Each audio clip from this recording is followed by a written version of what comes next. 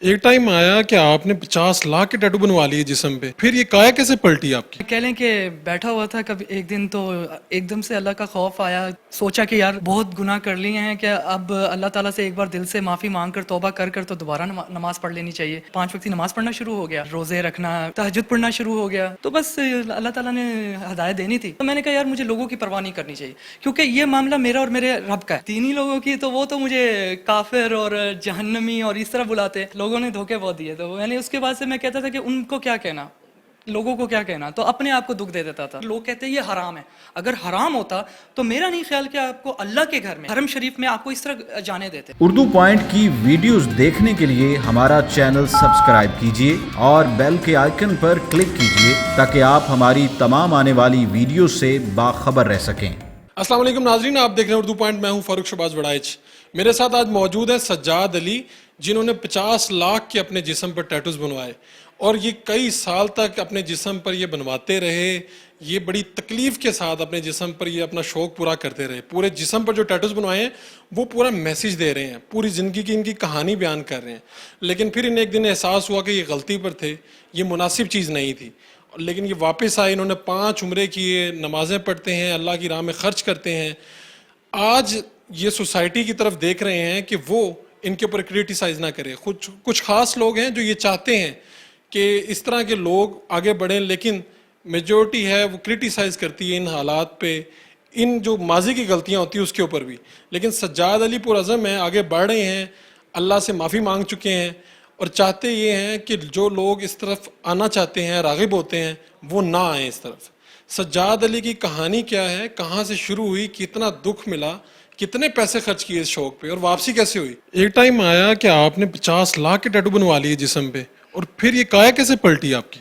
بس کہہ لیں کہ بیٹھا ہوا تھا کبھی ایک دن تو ایک دم سے اللہ کا خوف آیا تو نماز پڑھنا کہ سوچا کہ یار بہت گناہ کر لیے ہیں کہ اب اللہ تعالیٰ سے ایک بار دل سے معافی مانگ کر توبہ کر کر تو دوبارہ نماز پڑھ لینی چاہیے، سٹارٹ کر دینی چاہیے.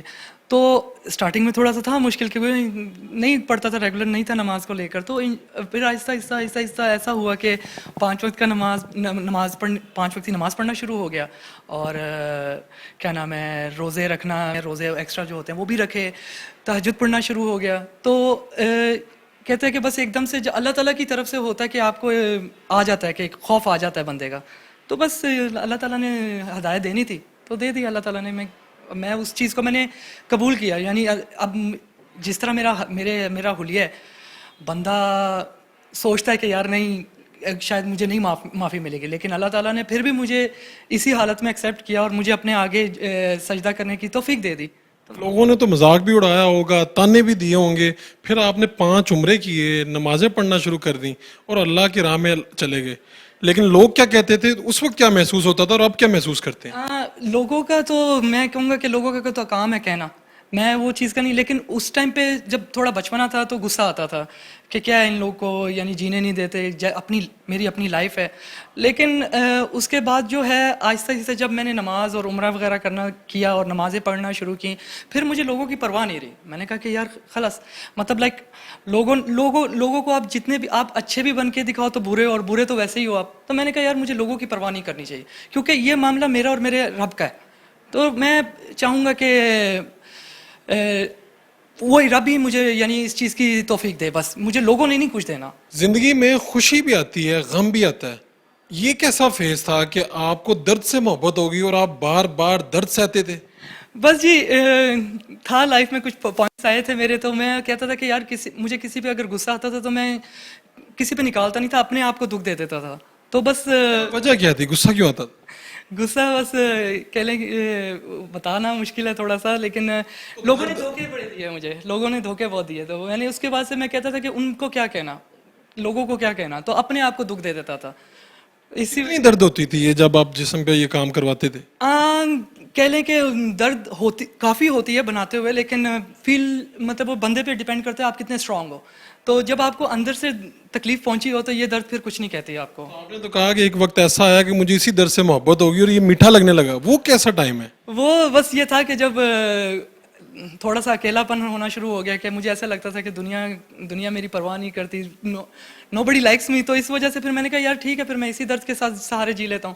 تو اس میں نے پھر اپنی کہہ لو میری نادانی کہہ لیں آپ, یا ضد بازی کہہ لیں, بس وہ بچپنے میں اور اس میں آ کے تو میں نے اپنے آپ کو تکلیفیں دینا شروع کر دیں. بازو, کمر, ٹانگیں, سینہ, ہر جگہ جسم کا آپ نے اس کے اوپر ٹیٹوز بنوا لیے. یہ آپ نے پوری اپنی زندگی کی کہانی اس میں بیان کی ہے, کیا لکھا کیا ہوا ہے, یہ کیا بتاتا ہے؟ ویل میرے پوری باڈی پہ جو ہے وہ سب میری مطلب لائک ایک سٹوری ہی بنی ہوئی ہے. کہہ لیں کہ ہر چیز جو میں جس فیز سے گزرا ہوں یا جو چیز مجھے پسند تھی اپنی لائف میں وہ میں نے ظاہر کر دی. تو کہہ سکتے ہیں کہ میں کھلی کتاب ہوں, کوئی بھی پڑھ لے. جی یہ کہہ سکتا ہوں میں. ویسے بھی میں کھلی کتاب ہوں, مجھ سے کوئی بھی آ کے کوئی بھی بات پوچھ لے یا کوئی ہیلپ چاہیے ہو تو میں لوگوں کی زیادہ تر میں یہ ہوتا ہے کہ میں چاہتا ہوں کہ کوئی بھی اللہ کا بندہ اگر مجھ سے آ کے کوئی ہیلپ مانگتا ہے, کسی ایڈوائس مانگتا ہے تو میں ضرور دیتا ہوں, کرتا ہوں. ویل گھر والوں نے, یہ نہیں کہوں گا کہ گھر والے ماشاء اللہ میرے مطلب لائک وہ بھی دین کی طرف ہی ہیں, لیکن انہوں نے پہلے تو کافی کچھ کہا, کریٹیسائز کیا, لیکن اس کے بعد جو ہے انہوں نے کہا کہ بیٹا بس, انہوں نے بھی یہی مجھے تھوڑا موٹیویٹ کیا تھا کہ بیٹا نماز پڑھا کر لازمی. تو میں کہہ لیں کہ ضد نہیں ہوتی, کہ مجھے کوئی کہتا تھا کہ نماز پڑھو تو میں ضد میں آ کے نہیں پڑھ سکتا تھا, یعنی دکھاوے کی نماز مجھ سے نہیں ہوتی تھی. تو اب جو ہے میں مطلب لائک دل سے پڑھتا ہوں نماز. اب نے اگر پڑھنی ہے تو نیت صاف رکھ کے پڑھنی ہوتی ہے, جہاں تک کہ میرا علم مطلب مجھے جہاں تک پتہ ہے. اور رہ گئی بات دینی لوگوں کی, تو وہ تو مجھے کافر اور جہنمی اور اس طرح بلاتے, تو میں ان کو کچھ نہیں کہہ سکتا, کیونکہ میرا یہ ماننا ہے کہ اگر آپ ایک دفعہ دل سے معافی مانگ لیتے ہو اور پھر وہ اللہ اور آپ کے بیچ میں ہے, کیا وہ اللہ تعالیٰ آپ کو جہنم میں بھیجیں یا جنت میں بھیجیں. اب لوگ دینی لوگ جو ہیں وہ مجھے اگر جہنمی یا کافر بول رہے ہیں یا وہ مجھے کہہ رہے ہیں کہ سیدھا جہنم جاؤ گے, تو میرا ماننا ہے کہ وہ اللہ تعالیٰ کے کام میں کر رہے ہیں تو وہ یہ غلط ہے. اور میرا ایک اور چیز بھی ہے, مجھے اگر کافر بلا رہے تو ایک مسلمان کو کافر کہنا یہ بھی تو صحیح نہیں ہے, جہاں تک میرا دین یا میرا علم مجھے بتاتا ہے. اس سے زیادہ میں اور کیا کہوں ان لوگوں کو. یہ صرف ہمیں اگر آپ یہ 3 ورڈ جو آپ کے یہاں پر رائٹ پہ ہیں, یہ کیا ہے, ان کا مطلب کیا ہے؟ یہ عربک ورڈز ہیں, لیکن ان کا مطلب ہے I suffered, I learned, I changed. یہ تو آپ کی زندگی کی کہانی ہے, آپ نے سفر بھی کیا, آپ نے لرن بھی کیا, اور پھر آپ اب چینج بھی ہو گئے. جی, تو بس وہی سمجھے نا کہ کہتے ہیں کہ نا کہ انسان کو جب اللہ تعالیٰ کی طرف سے شعور آنا ہو تو پھر ایک دم سے ہو جاتا ہے. تو اب میری وہی زندگی کہ اب مجھے پتا تھا کہ یہ ورڈ کبھی میرے آگے آئیں گے, تو آج وہ مجھے سمپلی میری ورڈ کی جو ورڈنگ ہے وہ اینڈنگ کرتی ہے میری لائف کو. تو یہ جو 2 پر بنے ہوئے ہیں ان کا کیا مطلب ہے, جس سینے کے اوپر ارد گرد؟ یہ جو ہے ایک طرف گڈ ونگ ہے اور ایک طرف بیڈ ونگ ہے, اور درمیان میں گھڑی بنی ہوئی ہے. تو اس کا مطلب یہ ہے کہ اگر انسان کا وقت جو ہوتا ہے کبھی برا چل رہا ہوتا ہے, کبھی اچھا چل رہا ہوتا ہے, لیکن وقت رکتا نہیں ہے, چلتا رہتا ہے. تو یہ ڈسکرائب کیا لائف کو میں نے. میرا وقت برا بھی چلا ہے, اچھا بھی چلا ہے درمیان میں, لیکن الحمدللہ میں الحمدللہ اللہ کا جتنا شکر ادا کروں وہ کم ہے. اب میرا وقت الحمدللہ صحیح چل رہا ہے. پوری دنیا میں اور پاکستان میں بھی سینکڑوں سجاد علی ہوں گے جو یہ شوق سے بنواتے ہیں, ان کو کیا کہنا چاہیں گے؟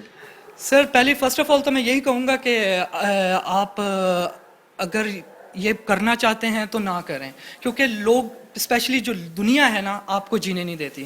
اگر ایک انسان نماز کے لیے جا رہا ہے, ایک ایگزامپل دیتا ہوں, اگر ایک نمندہ نماز کے لیے جا رہا ہے تو اگر آپ اس کو کوئی باتیں سنا دو گے, تانے دے دو گے, تو وہ کہے گا یار ٹھیک ہے پھر میں کیوں جاؤں نماز پڑھنے, میں چلا جاتا ہوں واپس. تو ایک بندہ جب نیکی کی راہ پہ چلنے کے لیے قائل ہو رہا ہے تو آپ اس کو اپریشیٹ کرو, اس کو برا مت کہو, تھوڑا سا اپریشیٹ کر کے دیکھو, کوئی فرق نہیں پڑتا.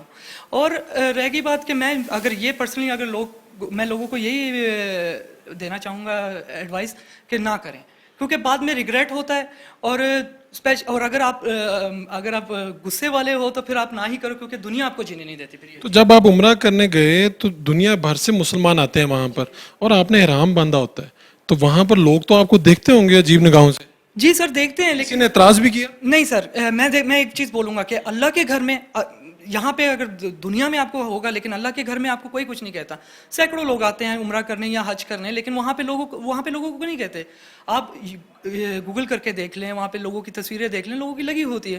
اس کا مطلب ہے کہ لوگ اجازت ہے, مطلب لائک اگر لوگ کہتے ہیں یہ حرام ہے, اگر حرام ہوتا تو میرا نہیں خیال کہ آپ کو اللہ کے گھر میں, ٹھیک ہے, ایک پاک हरम शरीफ में आपको इस तरह जाने देते। यहाँ पर आप मस्जिद वगैरह में जाएं तो लोग देख के कोई बुजुर्ग या कोई कुछ कहता है? सर मैं अगर मस्जिद वगैरह में नमाज पढ़ने भी जाता हूँ तो मैं कवर अप करके जाता, क्योंकि मैंने बयाना सुने थे अगर आपने बना लिया है, उसकी तौबा आप कर लेते हो तो आपका नमाज पढ़ सकते हो। तो अगर नमाज पढ़ने के लिए तो वुज़ू, फिर आपको पता है वुज़ू तो जायज़ हो गया, फिर तो मैंने वुज़ू करके मैं नमाज पढ़ के कवर अप करके ही जाता हूँ कि मैं लोगों को चांस ही नहीं देता कि मुझे कोई क्रिटिसाइज़ करे।